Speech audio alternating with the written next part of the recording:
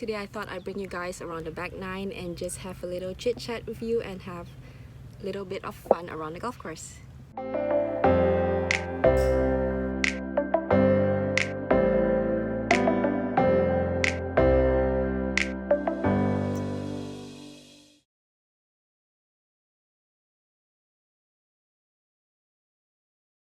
Welcome back to the vlog. Today you are joining me on my back nine during this round. So this is the 10th hole here, a par 5, and I'm hitting a 3-wood as usual. So normally I hit a 3-wood here because my driver just goes to the smallest part of this fairway and I just don't really feel very comfortable with it. So I hit a 3-wood to get it short of that water hazard on the right side, because the fairway does come in a little bit. The hazard does come in a little bit into the fairway the further you hit it. So I hit a 3-wood here, and unfortunately I was trying so hard to hit it to the left side, and that is definitely exactly what I did. And as you can tell later, I was just too focused on the water on that shot. Well, I'm not going to follow you there, on purpose anyway. It's better than the water, I guess.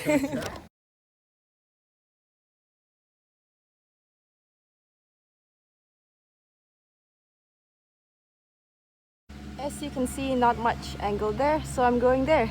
So this is actually a spot I've never been in, but as you could tell, there's really not much room through the trees and I would just have to go sideways. But on the left side, there is nothing, there's just tee boxes. I shot that it was about 220 all the way out there, so I knew that I could at least get a hybrid somewhere out there and aim more towards the left so that I do not go as close to the trees and have more of a clear shot to the green. So I was hitting a hybrid here.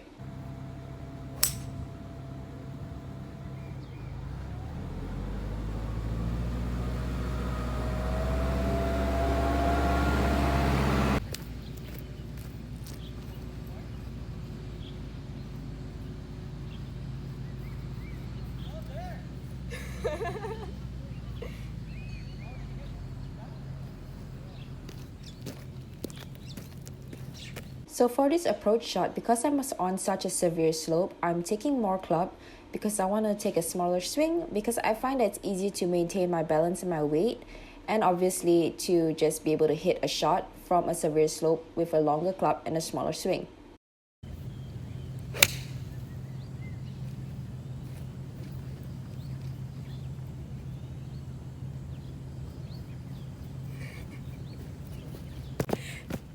You know what? Sometimes you just gotta do what you gotta do. Somehow still got it on regulation.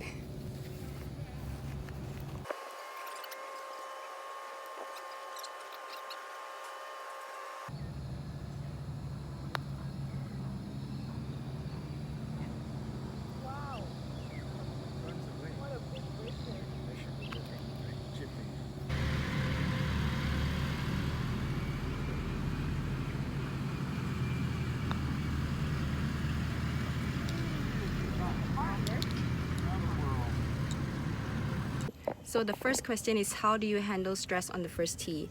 I think it's really good to be stressed on the first tee. It means you care, it means you want to play well. All you have to do after that is to really just focus on the target, focus on the hole, and focus at the shot at hand. It's okay to feel stressed. If you can do some breathing exercises, the best thing to do is just take a deep breath right before you hit, relax, focus on the target, and just go.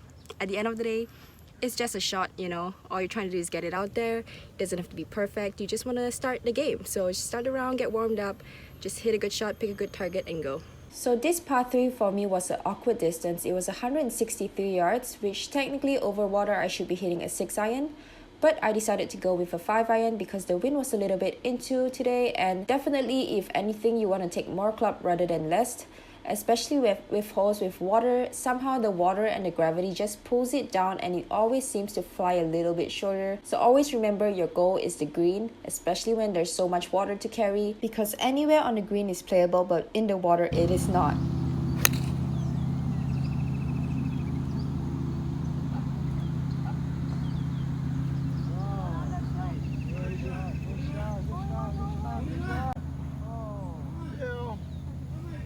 Your best shot of the day, because you planned that, right?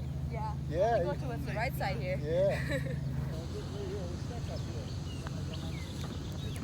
If you didn't put that in, you'd kill yourself, right? Yeah, much better. get over that hump there, you see? Yeah, but oh yeah.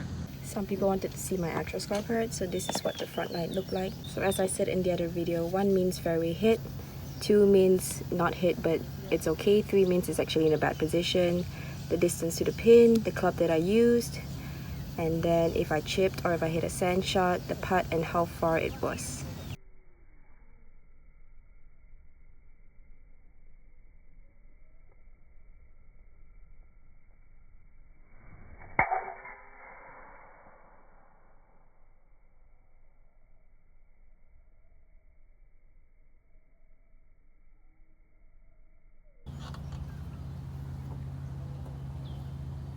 I'd rather be up there.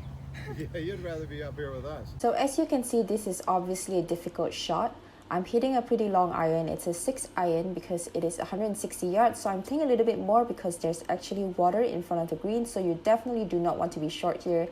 But always remember, the first thing that you have to do is just really get comfortable with your lie. As you can see here, I am actually adjusting my feet just to make sure that I am following the slope and not going against it. From there, you find your balance, you find your weight, and try to stay centered throughout the shot. And don't forget, when you're on a downhill line like this, the ball tends to leak a little bit right and it will go shorter because it will also go lower.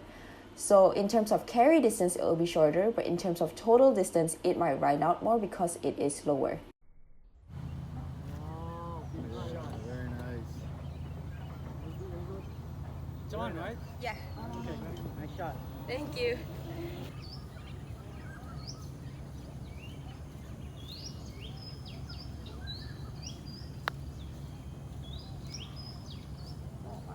More hill there. There you go, nice ball. Did he find the ball? No.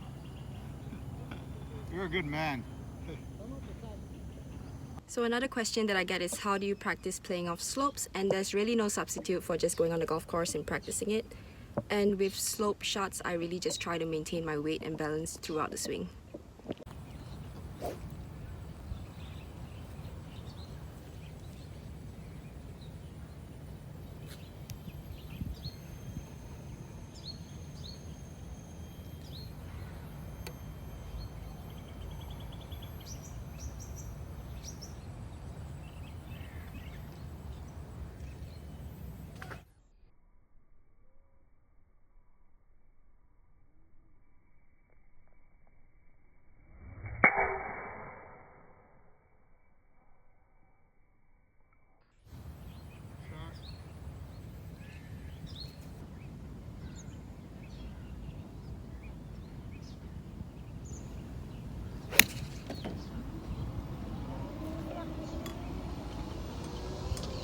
So if you saw my vlog where I did not use a rangefinder, that second shot was a good example of an instance where that would have helped, because it was just a shot that I did not trust the distance. It was in between distance for me, and then I tried to control it, and then I just ended up pulling it. So obviously I'm not saying that, I'm saying that in a joking manner, like it'll be better for me to not know the distance, but in all reality, I should have just trusted the shot more. The reason why I said it's better for me to not know the distance is because if I didn't know it, I would have just committed to hitting a half shot or a full shot or whatever I was going to hit instead of trying to guide it. So the moral of the story here is always make sure you're committed to your shot before you're hitting it. And I know I say this all the time, but we always forget about it. So I ended up here in this bunker, and as you can see, it was a deep bunker. Hit a good shot there, but it just did not roll. The green was pretty hard, as you can tell. So I had this long putt coming back for par. Nice.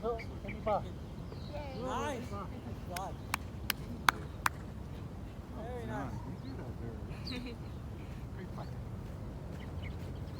Okay, third question is how often should a beginner go to the driving range?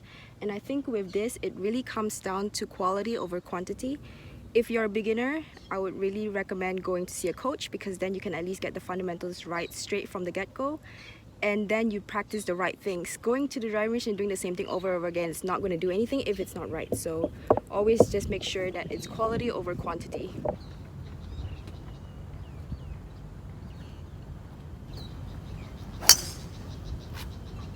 All right, draw. Very Yeah, it's gone. So did not hit a bad tee shot there, just did not draw as much as I wanted it to, and I think on holes like this when there's water on the left side, I just tend to hit a straighter shot rather than a draw naturally. But I don't trust to aim it so far down the center just in case it does draw, so I guess I just have to choose better target for holes like this where there's water on the left side. As you can tell, I can't really see if you can tell, but the rough is pretty thick but the ball is sitting on top here.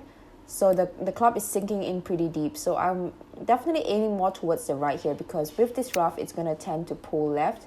And you don't want to come anywhere close to that water. And the pin is in front as well. So you just want to get it out there as close as possible. So I left myself here. It was honestly just about 1 yard too far right. If not, it would have kicked onto the green. As you can see, there is a huge slope. So I'm actually deciding between chipping and putting.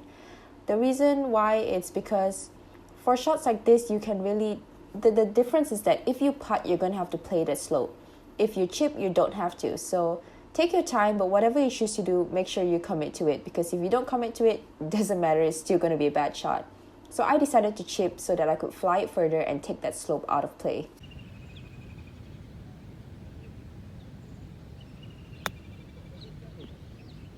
Wow. So the spin? Wow. Did you aim for that spot? Yeah, I wanted to fly this thing.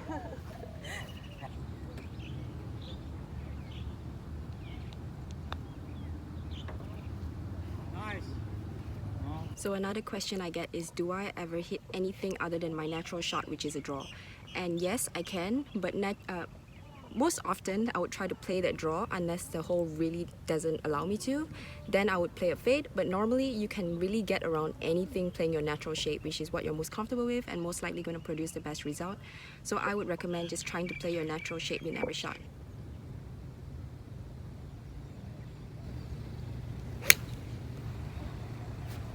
That's a safe shot. Center green.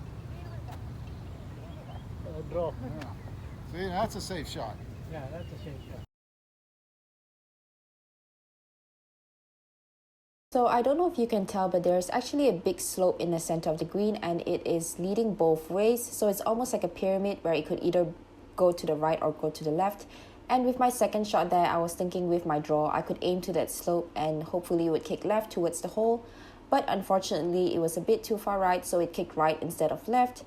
And as you can see with this putt, I still have a big slope to go over, and I thought because it was downhill it was going to be quick, but it ended up not being a quick putt. It might have been against the grain, I'm not too sure, but it just did not pick up pace like I thought it was going to. So I left myself with this long putt, and unfortunately this putt I just putted a bit too hard and took the break out, so unfortunate bogey there. But let's move on to hole 16. Hole 16, I hit a 5 foot off the tee and just go towards the right side because really don't want to play with that water at all. And then for the second shot, I'm aiming towards the right side of this green because the pin is towards the left side and everything kicks left towards the water, so you definitely do want to go more right.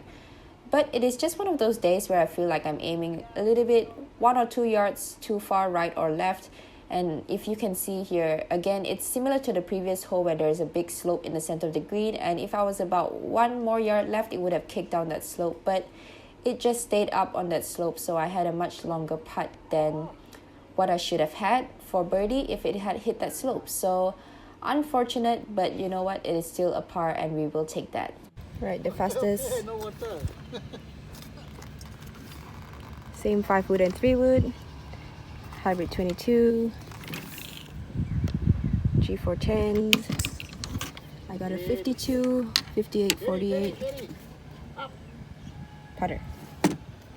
Another question I get asked is how to motivate kids or to keep kids interested. And I think you really just have to find a way to make them love it. Find out what they love about golf. Emphasize that. Play games. Keep it light. Don't take it too seriously, especially if you're really young. All you really want to do is have fun and enjoy the game. 5 wood. Okay, next question is, which is better, draw or fade? Neither is better as long as you know what to predict out of each shot. So you know, like when you're on a slope, when you're flat lie, what's going to happen. You can predict how much is going to draw, how much is going to fade. Whatever works. Of course, each shot shape has its benefits. A draw tends to go further, but for fades, you tend to find it easier to stop it on the green, which helps with like hitting it closer to the pin. So both of it has its advantages. Okay, so next question is, how do you play when you're doing swing changes? And really, you just need to allocate time to know that you're not going to perform your best, and it's, you know, for maybe a week, a few weeks, however long it takes. But it's part of the process. If you don't do it on the golf course, you're never going to be able to integrate it. So really just trust it, do the best you can, don't expect to have perfect shots all the time, and just try to play with it, try to implement it until it actually gets like ingrained in your swing. Okay, so unfortunately it was too hot just now and my phone overheated. Yeah, so one other question I get is what I record my videos with, and that is my iPhone. So sometimes it's too hot, and then if you have an iPhone, you know what I'm talking about, it just overheats and temperature gets too high. So yeah, anyway, I'm just gonna do a lightning round of some questions that you guys have asked, and hopefully I'll answer most of it, but if you have more, please leave them down below and I'll try to answer them when I can, because obviously these videos are for you guys. Hopefully it'll help you guys in some way. So whatever questions you have, if I can answer them, I'll try to answer them the best that I can. But I'm going to go do some chipping now, and then once I'm done, I'll do a lightning round of all the questions that I can answer. And yeah, see you guys then. Alright, so a couple of questions that I want to answer. Number one is, first of all, sorry about this. I've been chipping and putting for a while, so it's really hot and humid right now. But number one is what is my biggest challenge right now with golf? And I feel like it goes hand in hand with the other question, which is what do I love most about golf? And I think the reason why I think they go hand in hand is because golf is honestly such like a love-hate relationship, right? It's like sometimes the thing that, like, the best part about golf is you never know what you're gonna get. Every single day is different. I might play TPC 10 days in a row, and every single day is gonna be a different challenge. I'm never gonna have the same, you know, it doesn't matter how many days I play it, I'm never gonna have the exact same round, the exact same shot. I might be in a similar position, but I'm probably hitting a different club, I'm probably having a different lie.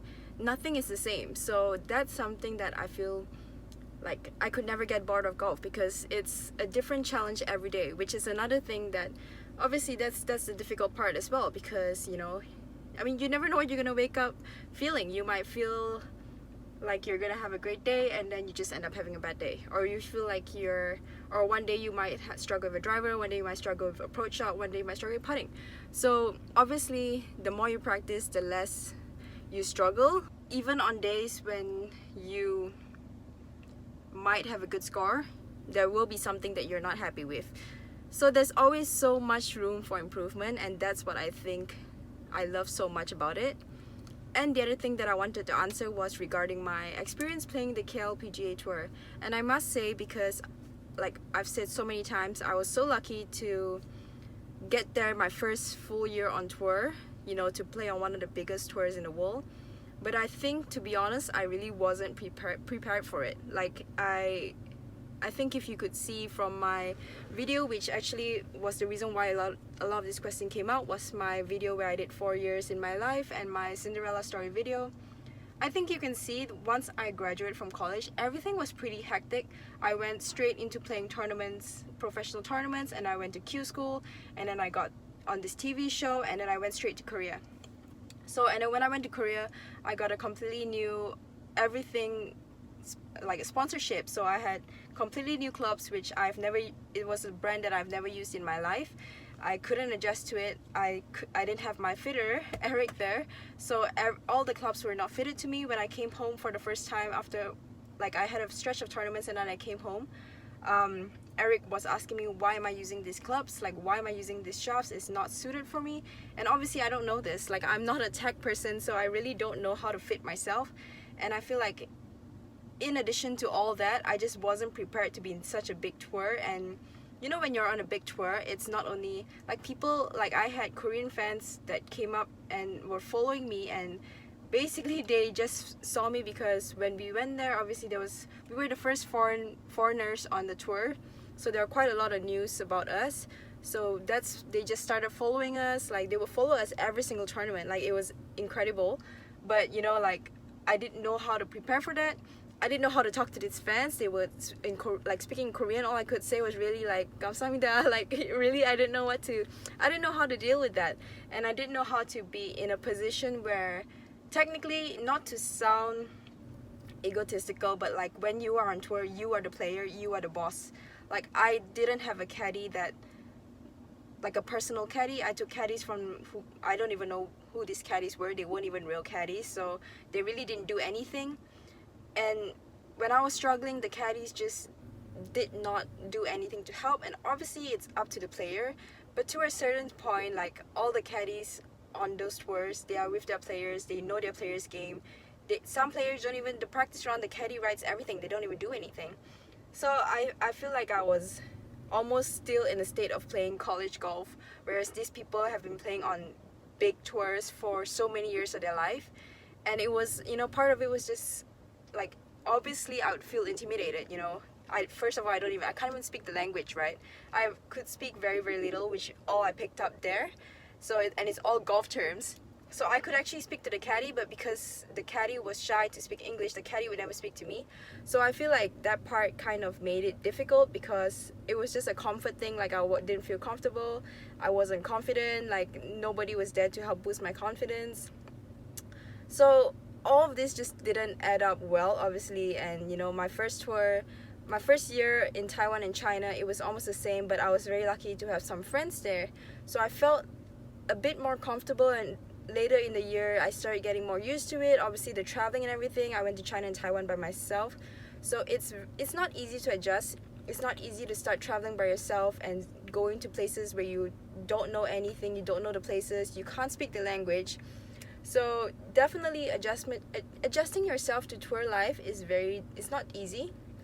So obviously that's why I was actually very excited for this year. Like I had a pretty decent start to the year, the first tournament, and then obviously this whole COVID thing happened, which is unfortunate, but to view in a positive light, I'm very happy to actually have some time.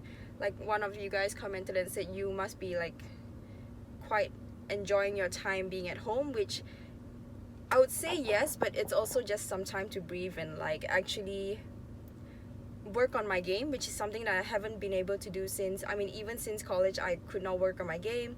Turn pro, could not work on my game. Like you're trying to perform every week, you don't have time to work on your game. So when I was struggling and there was nothing I could do about it. So now I'm glad that I have time to just work things out, just kind of find my footing again, find a good practice schedule, find a good practice rhythm, and just see how I can improve to be better prepared for next year. So I feel like everything always has a bright side to it, so that's how I'm seeing it. And hopefully, I honestly can't wait to start competing again, but at the same time I'm just trying to do the best I can every single day, and hopefully it pays off on the long run. So yeah, I hope that answers some of your questions, and I hope you guys enjoyed this vlog, and I'll see you guys next time. Don't forget to subscribe, like, and turn on the notification bell so you guys know when I upload new stuff. What's up, guys? So in honor of some of the best, most supportive people out there, I thought I could do something for you guys. And I don't have a lot to offer. I don't have merchandise or anything that I can give you, but I thought I'd give you the present of knowledge. So I've had a few of you guys ask me about swing stuff, about analyzing your swings, so I thought I could help you there. And what I'm going to do is I want you guys to comment down below why I should choose you, and so comment down below why I should choose you, your email address, and get as many people as you can to comment in your comment. So for instance, if you say you should choose me because I want to be better than Tiger Woods, get as many people to say you should choose him, Jen, or something like that, or Tiger Woods, y'all, or whatever.